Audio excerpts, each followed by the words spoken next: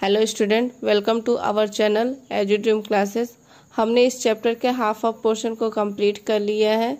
अब हम next half में इस चैप्टर के जितने भी थ्योरेटिकल कॉन्सेप्ट हैं उनको पढ़ेंगे। बिफोर कि हम अपना हाफ ऑफ चैप्टर स्टार्ट करें, हमने जो भी अभी तक पढ़ा है उसको न्यूमेरिकल पॉइंट ऑफ व्यू से एक बार समझ लेते हैं। कुछ न्यूमेरिकल्स को सॉल्व कर लेते हैं जो कि हमें हमारे कॉन्सेप्ट को और अच्छे से समझने में काफ़ी हेल्प करेंगे। जो इस वीडियो को पहली बार देख रहे हैं वो पहले जा कर के प्रीवियस वीडियोस को देखें जो कि इन्हें इस वीडियो को समझने में हेल्प करेंगे। उन सभी प्रीवियस वीडियोस की लिंक डिस्क्रिप्शन बॉक्स में दी हुई है, तो पहले उन्हें देखें फिर यहाँ से कंटिन्यू करें। तो आइए सबसे पहले हम अपना पहला क्वेश्चन देखते हैं। A compound form hexagonal close packed structure. What is the total number of voids in 0.5 mole of it? How many of these are tetrahedral voids? Means कोई एक कंपाउंड है जिसका स्ट्रक्चर हेक्सागोनल पैक्ड स्ट्रक्चर है। अब इस question में हमें पूछा है कि इस स्ट्रक्चर के अंदर टोटल नंबर ऑफ वॉइड्स कितने फॉर्म होंगे।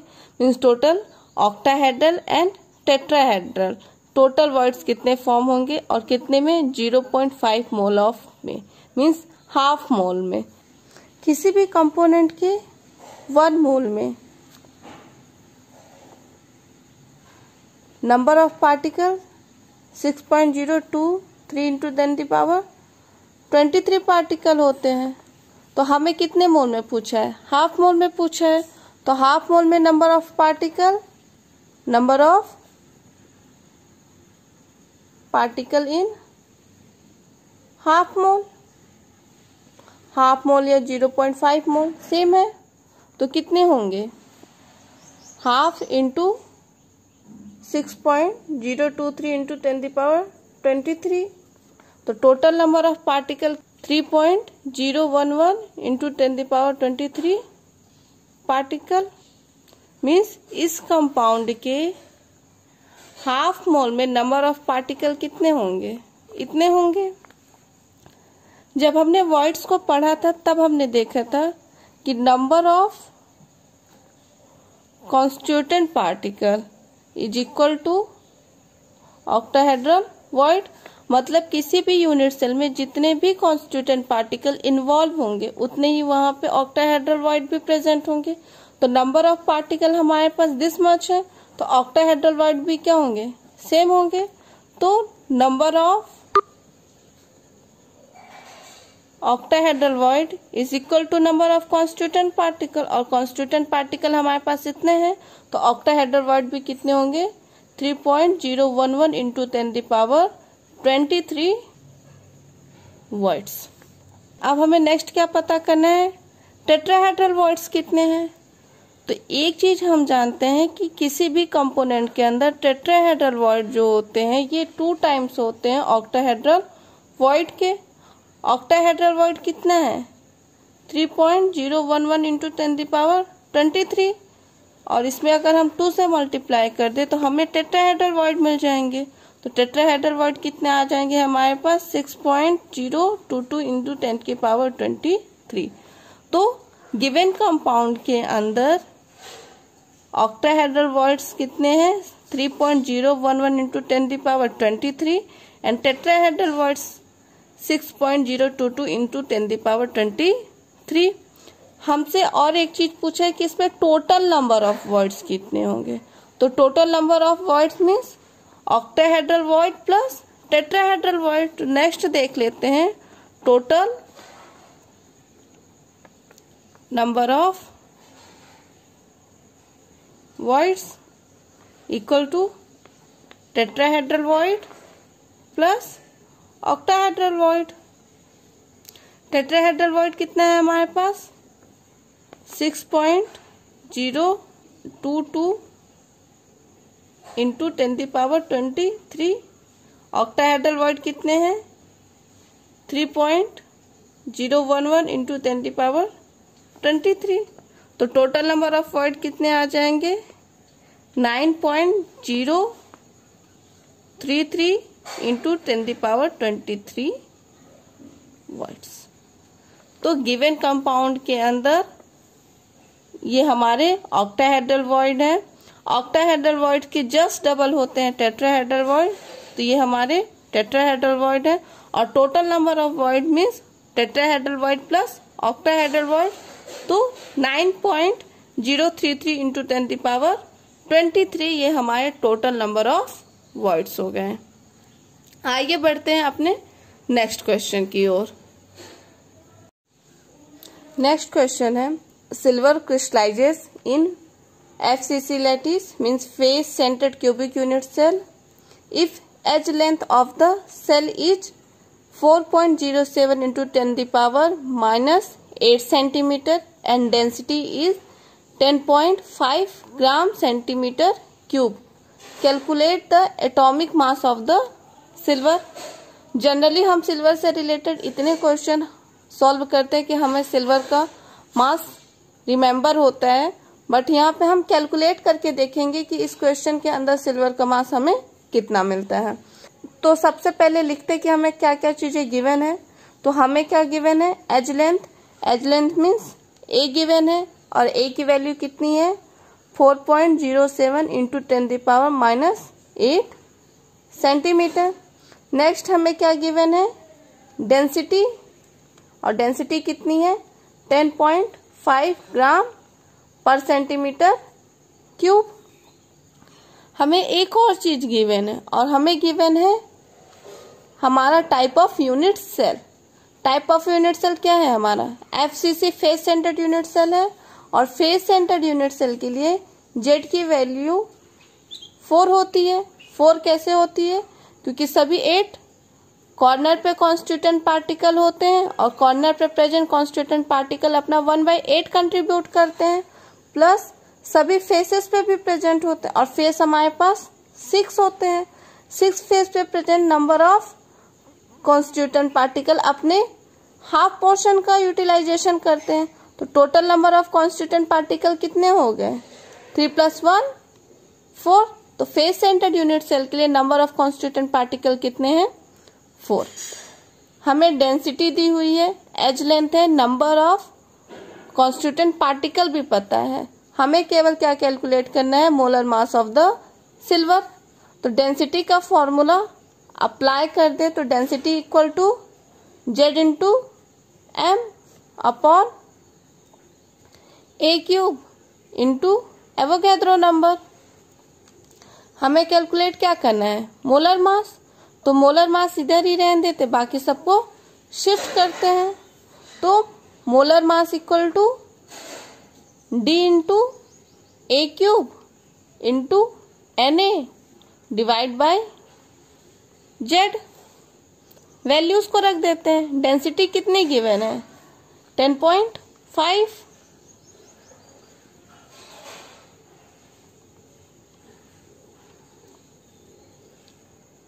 एज लेंथ 4.07 इंटू 10⁻⁻8 का cube into Avogadro number 6.02 into 10⁻23 divide by Z। और Z कितना है 4। 10.5 ग्राम सेंटीमीटर क्यूब इंटू, इसे इस तरीके से लिख सकते हैं 4.07 cube into 10⁻⁻8 centimetre cube into 6.02 into 10⁻23 divide by 4। 10.5 gram centimetre cube into, इसे जब सॉल्व करेंगे 4.07 का क्यूब 67.4 इंटू -8 का क्यूब 10 इंटू -24 सेंटीमीटर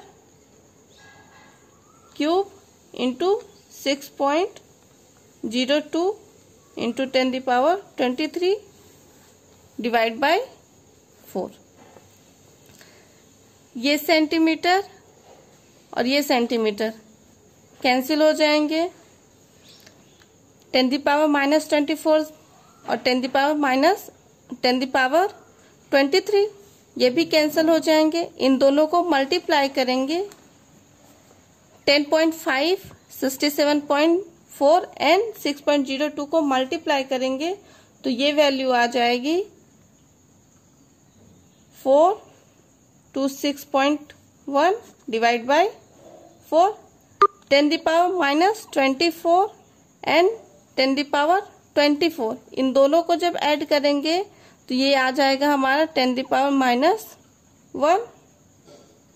अब इस पूरे इक्वेशन को जब हम सॉल्व करेंगे तो हमें जो वैल्यू मिलेगी वो है 106.5 या इसे हम अप्रॉक्स 107 मोलर ले सकते हैं। तो गिवन क्वेश्चन के अंदर सिल्वर की जो मोलर मास है वो कितना है 106.5 मोलर या 107 मोलर अप्रॉक्स। अगर क्वेश्चन के अंदर हमें दो वैल्यूज दी हुई है तो हम इसे टिक करेंगे।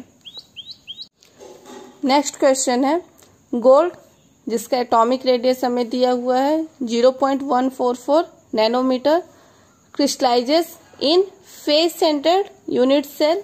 What is the length of a side of the cell? हमें रेडियस दी हुई है, रेडियस कितनी है 0.144 नैनोमीटर।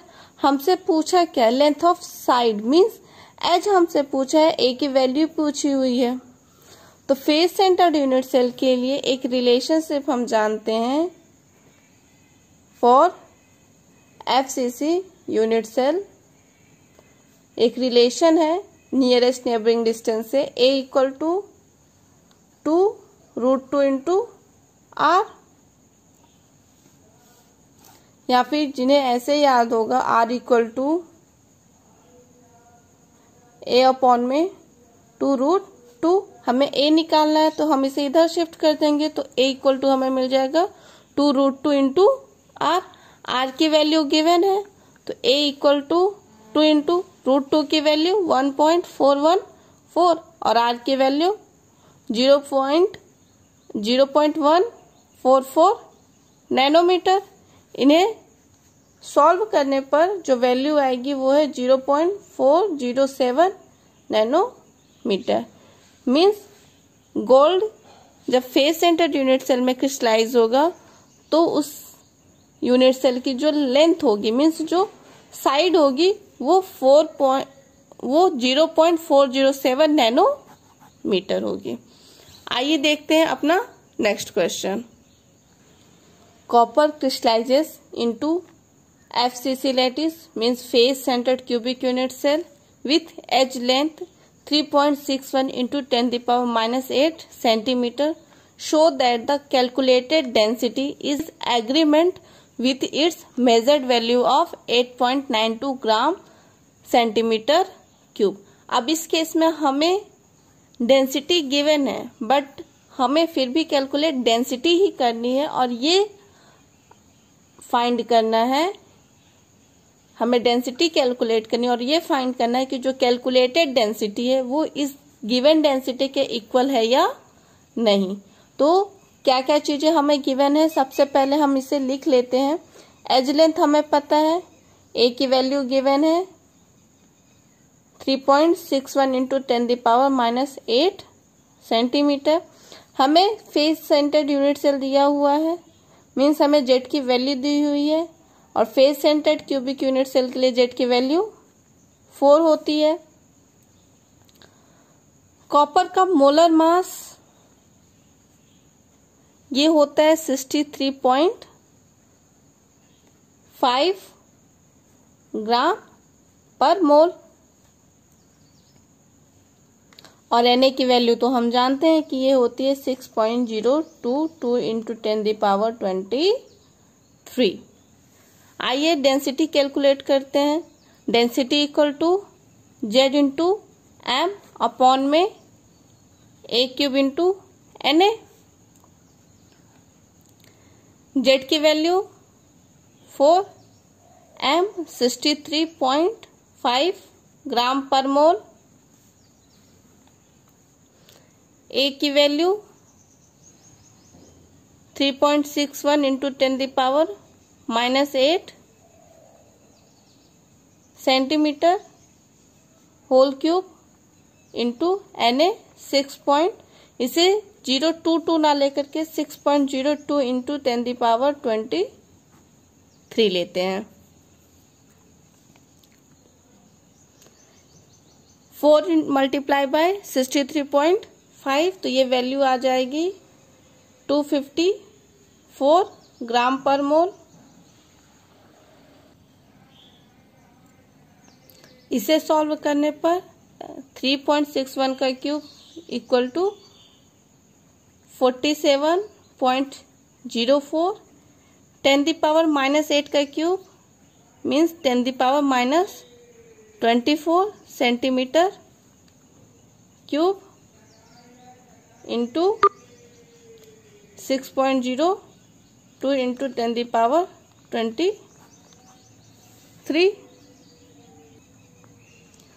-24 प्लस 23 ये सब्सट्रैक्ट हो जाएगा तो 254 ग्राम पर mole divide by 47 into 04 multiply by 6.02 into 10⁻⁻1 centimetre cube.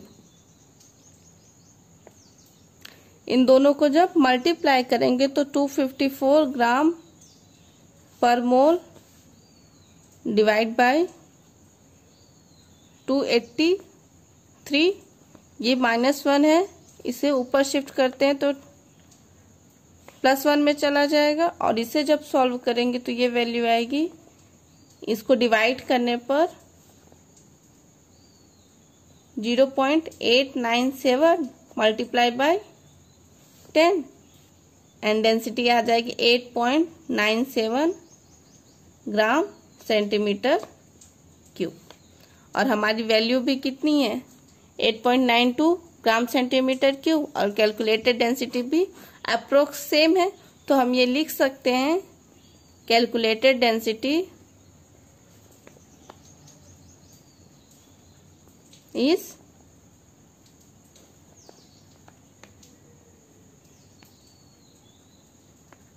Agreement of measured density, क्योंकि दोनों की वैल्यू क्या है ऑलमोस्ट इक्वल है तो हम अप्रॉक्स लेकर के इसे सेम वैल्यूज कंसीडर कर लेंगे। आइए बढ़ते हैं अपने नेक्स्ट क्वेश्चन की ओर। नेक्स्ट क्वेश्चन है niobium crystallises in BCC structure if density is 8.55 gram centimetre cube then calculate atomic radius of niobium using its atomic mass 93। इस केस में हमें रेडियस को कैलकुलेट करना है और गिवन वैल्यूज हम देखते हैं क्या है। सबसे पहले हमें डेंसिटी दी हुई है जो है 8.55 ग्राम सेंटीमीटर क्यूब। हमें एटॉमिक मास दिया हुआ मीन्स मोलर मास दिया है जो कि है 93 ग्राम पर मोल। हमें टाइप ऑफ यूनिट सेल भी दिया हुआ है और BCC के लिए जेड की वैल्यू होती है 2, क्योंकि 8 कॉर्नर होते हैं और कॉर्नर पे प्रेजेंट सभी कॉन्स्टिट्यूएंट पार्टिकल अपना 1/8 कंट्रीब्यूट करते हैं और एक बॉडी में प्रेजेंट होता है और बॉडी में प्रेजेंट कॉन्स्टिट्यूएंट पार्टिकल अपना कंप्लीट कंट्रीब्यूशन करता है। तो बॉडी सेंटर्ड यूनिट सेल के लिए total number of constituent particle 2। यहाँ पे हमें एज लेंथ गिवन नहीं है तो डेंसिटी के फॉर्मूले से सबसे पहले हम एज लेंथ को कैलकुलेट करेंगे, देन हम अपने रेडियस को कैलकुलेट करेंगे। तो density equal to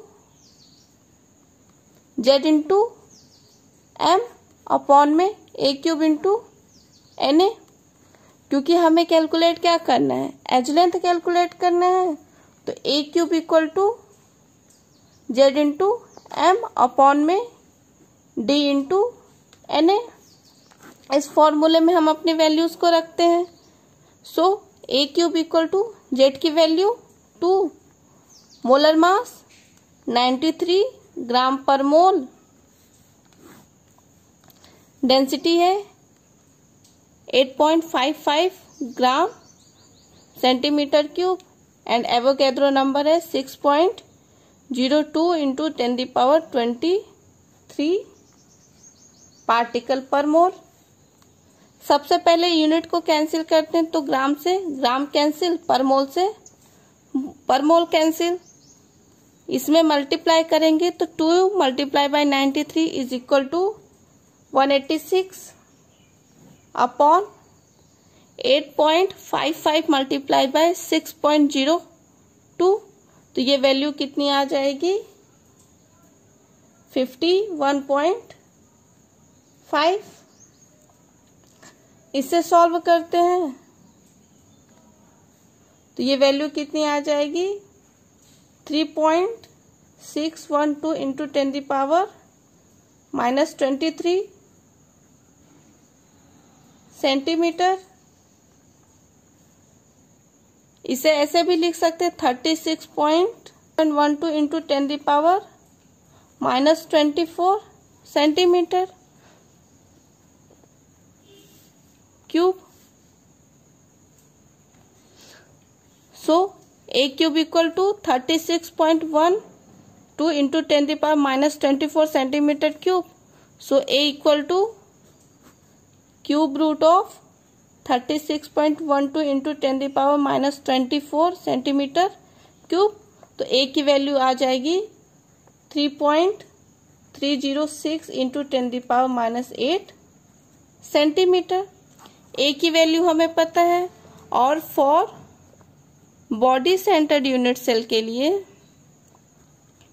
nearest neighbouring distance से हमें पता है आर इक्वल टू √3/4